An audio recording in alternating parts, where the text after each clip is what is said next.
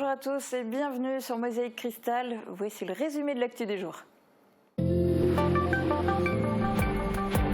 Nouvelle UMD pour le centre hospitalier spécialisé de Sarreguemines. Cette unité pour malades difficiles est conçue pour accueillir 36 patients, dont 12 femmes, une première à Sarreguemines.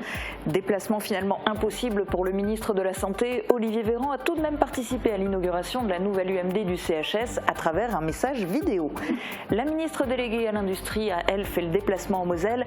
Agnès Pannier-Runacher s'est rendue à Hayange, où l'usine de production de rails vient d'être reprise par le groupe allemand Saarstahl. 4500 tests salivaires vont être distribués chaque semaine dans les écoles de Moselle. Les élèves du regroupement scolaire d'Épin-Ormersviller les ont reçus des mains de l'inspecteur académique. Distribution d'ordinateurs aux élèves entrant en seconde, c'est la 3e année que la région Grand Est fournit les lycéens avec des portables comprenant les logiciels de PAO et les manuels scolaires en format numérique. On parlera aussi du SIDEM, le syndicat mixte de transport et de traitement des déchets de Moselle-Est. Ce sera dans la chronique de Guillaume. Est-ce qu'il y avait beaucoup de points à l'ordre du jour du conseil syndical hier soir? Alors il y avait en fait 19 points, dont un qui a particulièrement retenu mon attention. En fait, c'est la contractualisation de 2 prêts pour rembourser la dette fournisseur que le SIDEM doit donc à ses fournisseurs. Eh bien, on fait le point en détail dans quelques minutes. Côté magazine, on plongera notamment dans les coulisses du tournage d'un court-métrage à Sarreguemines. Et côté actu, ça y est, elle est enfin là. La nouvelle unité pour malades difficiles a été inaugurée au centre hospitalier spécialisé de Sarreguemines. Un bâtiment tout neuf, moderne et qui répond aux besoins de santé des patients et pour la toute première fois des patientes. Les élus locaux et différents acteurs du CHS étaient présents pour la cérémonie et pour visiter les lieux. Retour en images sur l'événement qui a bien sûr démarré avec le traditionnel coupé de ruban. Un coup de ciseau et ce nouvel espace prend enfin vie au cœur du CHS de Sarreguemines. Voici la 9e UMD, unité pour malades difficiles, scindée en 3 ailes pour un total de 36 lits. 12 d'entre eux sont d'ailleurs entièrement réservés aux femmes. Un nouveau profil de patient encore jamais accueilli jusqu'ici. Une attention toute particulière sera portée sur les actions spécifiques à mener concernant le corps, l'estime de soi, la féminité, la sexualité, voire la maternité. Le projet médical prévoit dans les 2 autres ailes un accueil polyvalent avec la possibilité d'avoir des patients dits dangereux avec une dimension sexuelle, mais aussi des jeunes majeurs et mineurs. Avec ses 1371 mètres carrés, le bâtiment Les Érables tranche radicalement avec les anciennes UMD du site. Exit les barreaux et les couleurs ternes.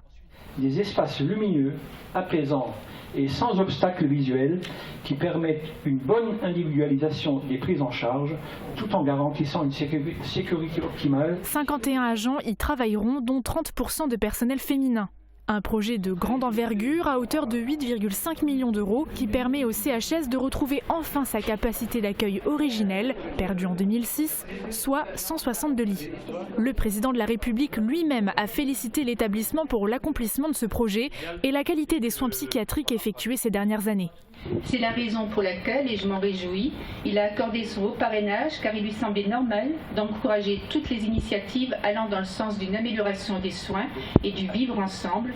Réjouissons-nous de ce que le CHS et le bâtiment Les Érables renforcent la notoriété du CHS de Sarreguemines. Au cœur de l'UMD Les Érables, les premiers patients sont attendus dès le 20 septembre. Tous les lits ne seront pas occupés de suite mais trouveront preneur dans les prochains mois. À l'origine, cette cérémonie devait se dérouler en présence du ministre des Solidarités et de la Santé, Olivier Véran. Impossible pour lui d'être sur place, mais il a tout de même pris la parole à travers une vidéo. En plus de souligner l'importance de cette nouvelle unité pour malades difficiles, le ministre a rappelé que le CHS fête ses 150 ans, un siècle et demi au service de la santé mentale. Voici un extrait de son message. De l'énergie, il en aura fallu pour porter ce très beau projet de l'UMD de Sarreguemines. Et je veux saluer la détermination, la persévérance de toutes celles et ceux qui ont permis à cette UMD de voir le jour. La santé des malades dits difficiles, ce n'est pas un sujet annexe, encore moins un sujet secondaire, parce qu'il n'y a pas de citoyens de seconde zone dans notre pays, et permettre à chacun d'accéder à des soins de qualité, quel que soit son parcours de vie, c'est une exigence d'égalité, mais c'est aussi l'un des fondements du serment d'Hippocrate. Le centre hospitalier de Sarreguemines était déjà une référence dans la prise en charge des malades difficiles, avec une ancienneté et une expertise reconnues bien au-delà du territoire de la Moselle. Avec cette UMD, le CHS prouve, si besoin était, qu'il a su s'adapter aux enjeux de notre époque, avec une attention toute particulière portée au bien-être et au bien soigné. Je n'oublie pas que votre établissement se trouve en milieu rural et cela rend d'autant plus remarquable le nombre de lits puisque l'on n'en compte pas moins de 162, preuve que notre ambition pour l'accès aux soins de tous devient chaque jour un peu plus une réalité tangible, solide et affirmée. Hier, il y a bien eu une visite ministérielle en Moselle, mais dans un tout autre domaine. La ministre déléguée chargée de l'Industrie, Agnès Pannier-Runacher, a commencé la journée par une visite du site Saarstahlrail à Hayange. L'unité de production de rail a été reprise le mois dernier par le groupe allemand après plusieurs mois d'incertitude. L'occasion pour la ministre de saluer l'accord et de réaffirmer sa foi dans le secteur industriel. Reportage de Pauline Lermite et Ghislain Schumacher. Créée en 1892, cette usine de production de rails basée à Hayange en a vu des repreneurs. Le dernier en date, l'allemand Saarstahl. Une acquisition bienvenue associée à la reprise d'un autre site dans le nord de la France. Agnès Pannier-Runacher est venue ce lundi saluer cet accord. Nous avons aujourd'hui une filière d'acier vert pour les rails qu'utilise la SNCF, de l'amont à l'aval qui est solide et qui est complète et qui garantit la pérennité de ces deux sites. J'ai été très heureux lorsque nous avons obtenu le contrat. Je crois que cette usine est un bon choix pour Saarstahl. Saarstahlrail für Hayange eine gute Wahl ist. Et nous pouvons aider à lui construire un avenir. La venue de la ministre est un soutien pour ce que nous voulons construire ici. Saarstahlrail, c'est une production à destination de la SNCF et de la RATP pour la France notamment, mais aussi à 60% pour des clients à l'étranger. Avec ce rachat, le développement de cette usine, la seule de France, est assuré. L'unité hayangeoise produit 7000 km de rails chaque année. Son chiffre d'affaires annuel avoisine les 275 millions d'euros. La santé à l'école. Le ministre de l'Éducation nationale l'a annoncé à la rentrée. 600 000 tests salivaires seront effectués dans les écoles chaque semaine pour détecter d'éventuels cas de Covid. Dans l'académie de Nancy-Metz, c'est l'inspecteur académique lui-même qui fait la tournée des écoles pour expliquer la démarche aux enfants. Olivier Cotet s'est ainsi rendu à Ormerswiller et Épin en compagnie de la députée Nicole Triss. Reportage de Catherine Henrich. Le dépistage du Covid dans les écoles élémentaires est au cœur du dispositif de prévention mis en place par le gouvernement. Aujourd'hui, les enfants d'Ormerswiller et Épin ont reçu un test salivaire à faire à la maison et c'est le directeur académique en personne qui est venu le leur apporter. Aujourd'hui, ce que j'ai envie de dire aux enfants et à leurs parents, c'est que l'application stricte des gestes barrières est nécessaire. Donc le port du masque est nécessaire, se laver les mains est nécessaire, ventiler les salles est nécessaire. En Moselle, c'est 4000 à 4500 tests salivaires qui seront effectués chaque semaine. 600 000 au niveau national pour les enfants ne pouvant pas se faire vacciner. Ça permet à la fois de traquer l'éventuel virus qui se balade par là et d'éviter d'en faire un foyer de nouveau, et à la fois de rassurer et les enfants et les parents et l'entourage familial de manière générale. Les derniers tests que nous avions faits les mois, enfin à la fin de l'année dernière, l'année scolaire, je veux dire, et on a bien vu qu'il y avait très peu de cas positifs. Selon le protocole mis en place à la rentrée, si un cas de Covid se présente dans une classe, elle est fermée pendant une semaine. Plusieurs classes de Moselle ont déjà été concernées par cette mesure depuis la rentrée. Autre distribution en établissement scolaire est bien plus plébiscitée. Ce n'est pas encore Noël, mais les élèves de seconde de l'ensemble de la région Grand Est viennent de recevoir un ordinateur gratuit. Un outil numérique dont ils devront prendre soin pendant au moins les 3 prochaines années. Illustration au lycée Henri Nominé dans ce reportage de Guillaume Dumonteil. Cela commence à être une habitude. Pour la 3e année, la région Grand Est offre à chaque nouveau lycéen un ordinateur. Comprenant des logiciels de PAO et les manuels scolaires en format numérique, cet outil est mis gratuitement à la disposition de chaque élève de seconde.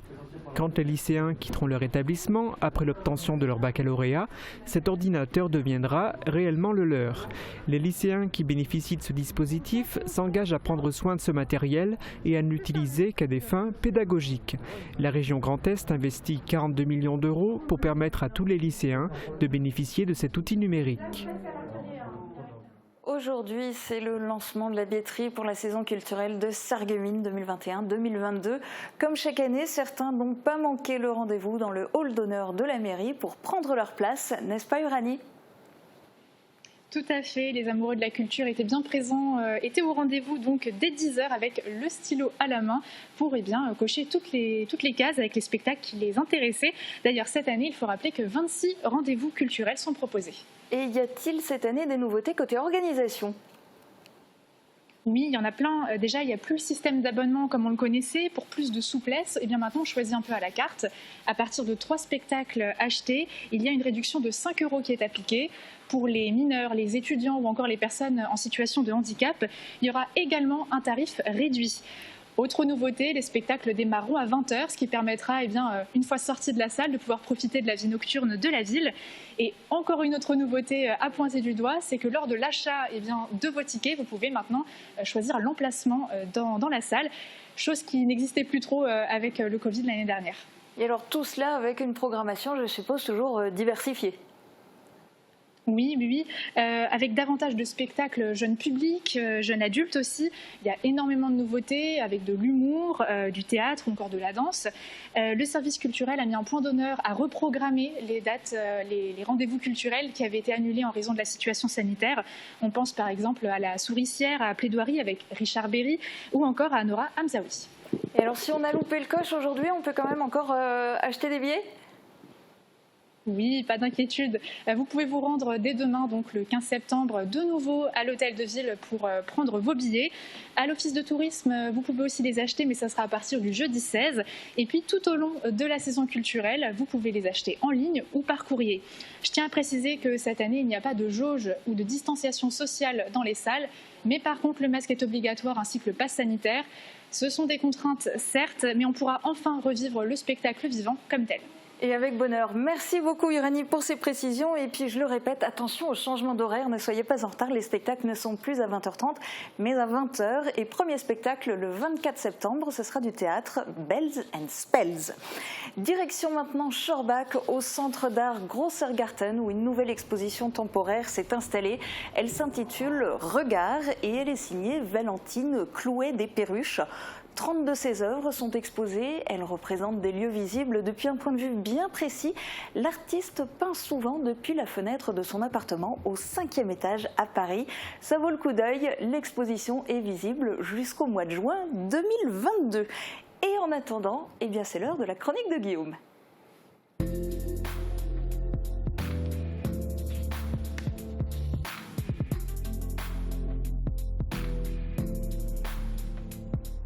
Alors Guillaume, tu étais hier au conseil syndical du SIDEM. Est-ce qu'il a été question de traitement et de valorisation de déchets ménagers du territoire, puisque c'est la raison d'être de ce syndicat ? Oui, effectivement, mais il y a un autre sujet qui préoccupe beaucoup l'équipe dirigeante, c'est la dette qui est encore très importante. Donc il y a une nouvelle solution qui a été trouvée hier, le remboursement de la dette fournisseur en contractant 2 prêts d'un montant de 13,5 millions d'euros sur 20 ans. Alors c'était soit ça, soit une hausse soudaine de la contribution des habitants de l'ordre de plus de 4,70 € pour les exercices 2021 à 2025, en complément de l'augmentation des tarifs prévus dans le budget primitif 2021. Mais alors en quoi ces nouveaux emprunts sont-ils une solution ? Alors il faut savoir que le SIDEM a une dette envers ses fournisseurs de l'ordre de 10 millions d'euros. Des pénalités s'appliquent en raison de ces impayés et elles atteignent parfois des pourcentages élevés. Un taux de 8% a notamment été évoqué hier. Alors ces nouveaux emprunts que le SIDEM a contractés ont un taux maximal de 1,89% et en fonction de la manière dont les choses se passent, il est possible que ce taux descende. Et entre 8% de pénalité et 1,89% d'intérêt, on comprend réellement et facilement que le SIDEM devrait réaliser ainsi des économies. Alors le syndicat a retrouvé, ça aussi c'est un point positif, le syndicat a retrouvé la confiance des banques, en tout cas Arkea et la Caisse d'épargne, chez qui ces prêts ont été contractés. Et alors le plus important sans doute, est-ce que cette solution convient à tout le monde ? Alors je te répondrai réellement oui, mais au conditionnel parce que il y a eu des nuances. Il faut savoir qu'il n'y a pas eu de vote pour ce qui concerne ces prêts, mais du côté du Pays de Bitche, on s'est fait entendre, notamment Jean-Claude Hubert et David Suc. Eux, en fait, ce qui les a fait tiquer, c'est le fait que si le SIDEM peut avoir ses prêts, En échange, il s'engage à ne pas demander le remboursement aux 10 intercos membres du SIDEM d'une contribution exceptionnelle de l'ordre de 6,3 millions d'euros qui avait été versée en 2015 au syndicat. Mais il a été dit hier, par le biais du président et du premier vice-président du SIDEM, que ces sommes pourraient être remboursées aux différentes communautés de communes et communautés d'agglomération en fonction de la manière dont le budget évolue et notamment si le syndicat arrive à avoir des excédents. Je vous propose d'ailleurs d'écouter cet engagement qui a de quoi peut-être donner un peu de baume au cœur au président des différentes intercos. Nous en avons effectivement discuté. Nous sommes partis du principe que on peut rembourser à partir du moment où nous serons arrivés à meilleure fortune. Le jour où la situation ira mieux et beaucoup mieux, nous, moralement, on sait qu'on a l'engagement de restituer cet argent un jour aux collectivités. Alors, y a-t-il eu un vote pour valider ces prêts ? Et non, il n'y a pas eu de vote. Il s'agissait uniquement de prendre acte de la signature de ces prêts. C'est en fait un arrêté préfectoral qui impose cette mesure. Et cette décision vient en fait du fait que la Chambre régionale des comptes avait observé le budget du SIDEM. Et la Chambre régionale des comptes disait que sans ces deux emprunts, les mesures de rétablissement budgétaire prises par le SIDEM étaient insuffisantes. Donc c'est un peu contraint et forcé, mais cette solution devrait permettre au SIDEM de se porter un petit peu mieux dans les mois, les années qui viennent. Merci Guillaume pour ces explications particulièrement techniques, mais c'est souvent le cas dès qu'il s'agit d'histoires bancaires, financières. On va passer tout de suite à d'autres types d'explications, les prévisions météo pour demain. Retrouvez votre programme avec le Crédit Mutuel, partenaire des grands événements de votre région. Une banque qui appartient à ses clients, ça change tout.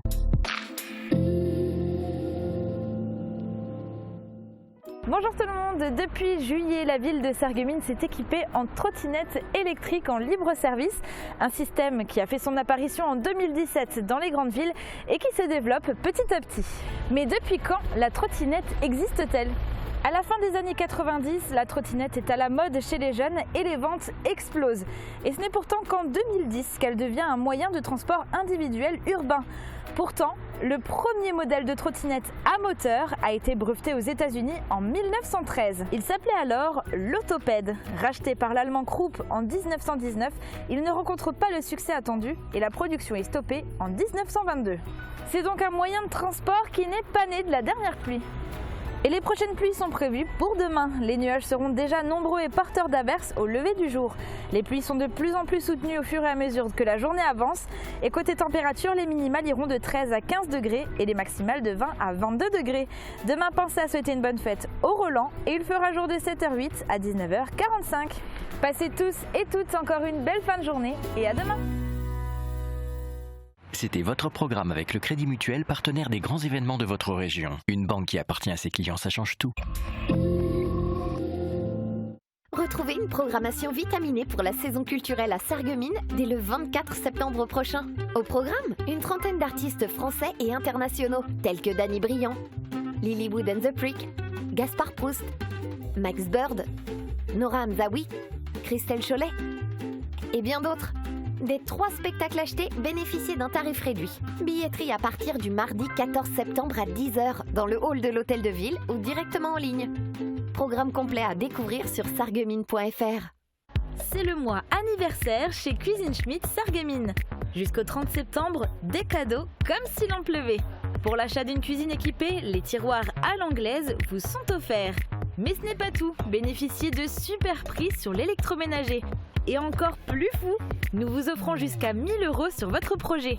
Et en ce moment, découvrez notre grand jeu concours sur notre page Facebook. Rendez-vous vite en magasin.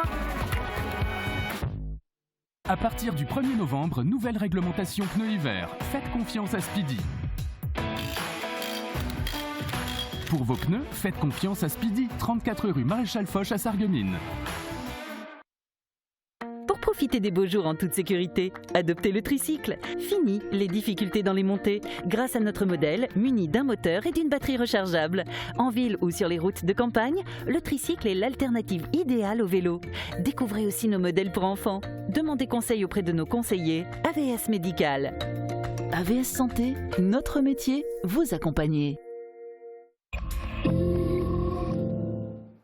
Est-ce que vous connaissez l'ambiance d'un tournage de film ? Thomason Franc, avec son association ICAM Productions, a tourné cet été le court-métrage Highwaymen à Sarreguemines et ses environs.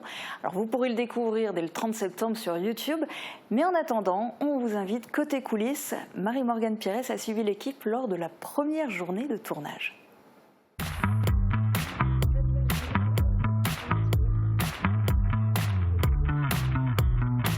Que ce béret va à merveille. Ouais, je suis d'accord. Les comédiens répètent leur toute première scène. Ils ont reçu le script il y a un mois. Désormais, à quelques minutes du début du tournage du court-métrage, ils se plongent dans leur personnage. Un peu stressé, un petit peu, mais c'est normal. C'est du bon stress. Et j'ai vraiment hâte de commencer et surtout de voir de résultats. Et vraiment, je pense qu'on va vraiment prendre plaisir à faire ce court-métrage. Et ça va être vraiment que du bonheur. Ouais, c'est plutôt détendu, c'est pas le premier film qu'on fait avec ICAM. Ça devient de plus en plus ambitieux, donc en même temps on est content, on est là depuis le début et puis ça devient de plus en plus ambitieux. On voit que ça progresse. Je me sens un tout petit peu stressée quand même parce que c'est première expérience, mais super excitée aussi parce que j'ai fait du théâtre pendant 3 ans au Pange et puis après j'ai un peu perdu l'opportunité de le faire et là je me sens super bien. De l'autre côté de la pièce, l'équipe technique se prépare également. 3 caméras, des micros, de l'éclairage, la boutique se transforme en plateau de tournage. C'est le court-métrage Highwaymen qui est en train d'être réalisé. Ce n'est pas le premier projet de Thomason Franc, le réalisateur, mais c'est sans doute le plus ambitieux. Stressé, un peu d'appréhension, se dire est-ce qu'on va réussir à le faire.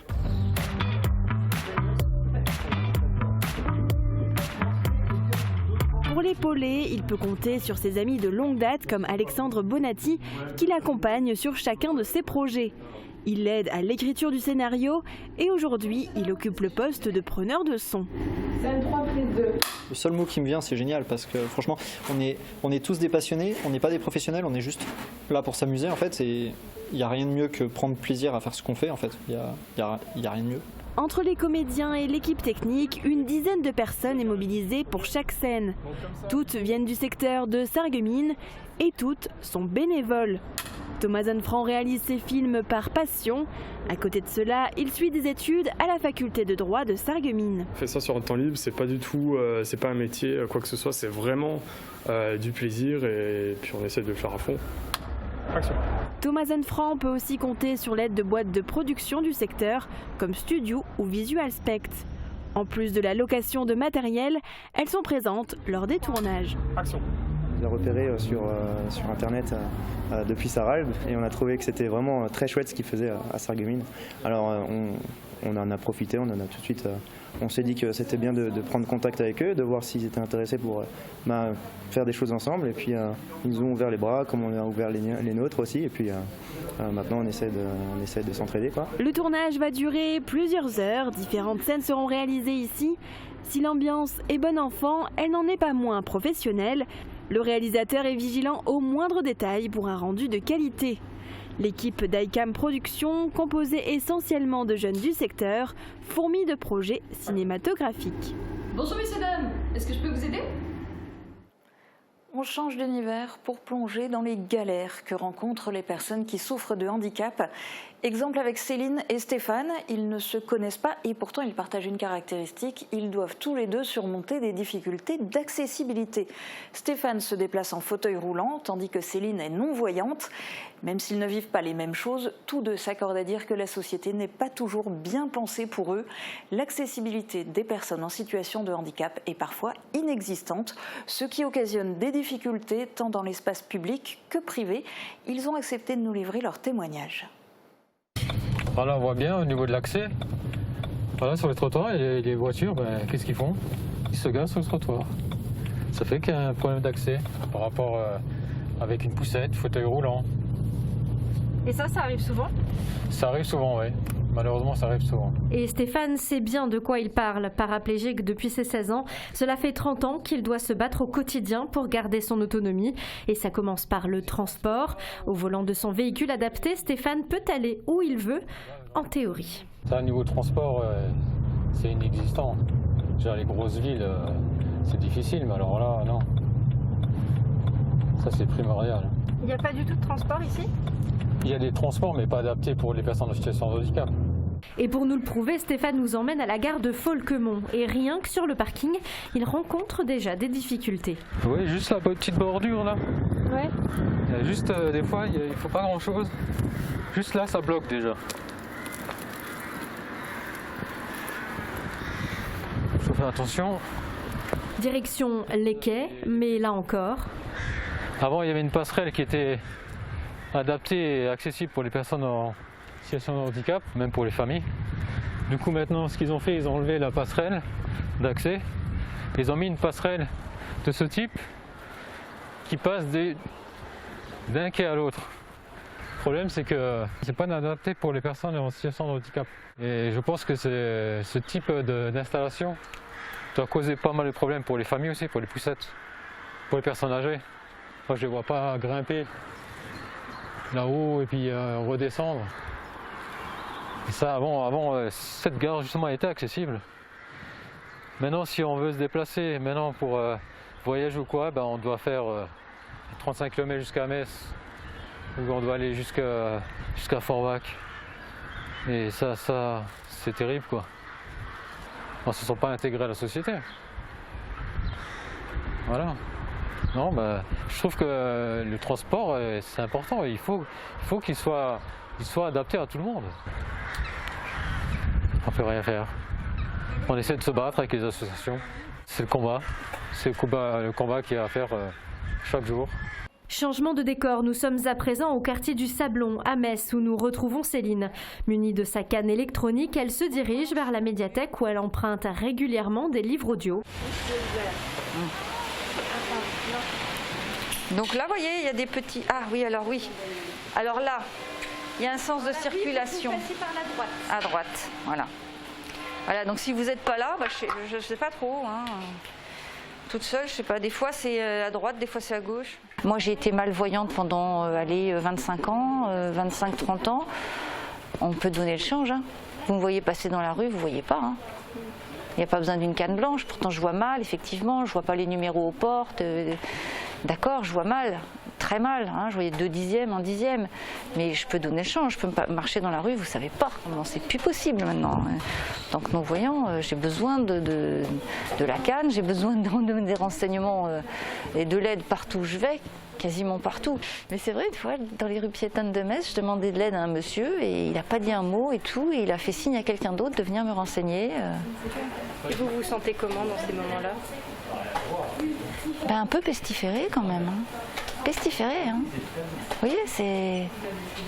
Ouais, comme si, en s'approchant de nous, ils allaient attraper la cécité, quoi. C'est terrible, ça y est. Oui, pestiféré. C'est rare, hein. La plupart des gens, ils sont sympas, hein. Il y a beaucoup de gens très sympas quand même. Mais Céline doit constamment s'adapter à cette société qui n'a pas été pensée pour les non-voyants. Ces difficultés ne s'arrêtent pas à l'espace public. Même chez elle, Céline doit trouver des astuces. Il y a beaucoup de micro-ondes qui sont compliqués à utiliser. C'est un peu, comme je vous disais tout à l'heure, micro-ondes, il y a des écrans. Alors nous, on a choisi, c'est un four adapté. Bon, il est four et micro-ondes déjà, il fait les deux, mais surtout il est parlant. J'appuie là. Micro-ondes haute puissance. On peut régler comme on veut, hein. On peut avoir grille ou convection, mais ça parle parce que les autres du commerce, eh bien c'est des écrans.